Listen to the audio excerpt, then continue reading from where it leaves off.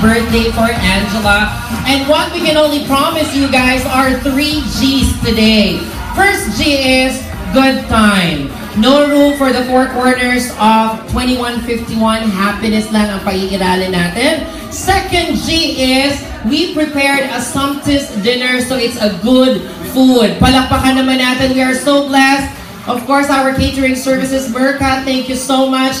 And the third G is good memories. 7 years of existence, marami pang taong bibilangin si Angela. And right now, nagsisimula na ang pagiging mature niya, wala nang masyadong pagkabata. And of course, whatever happened in our life, for as long as love is there and God is the center of our life, everything is visible, everything is possible. So ladies and gentlemen, welcome to Angela's 7th birthday. Palakpakan naman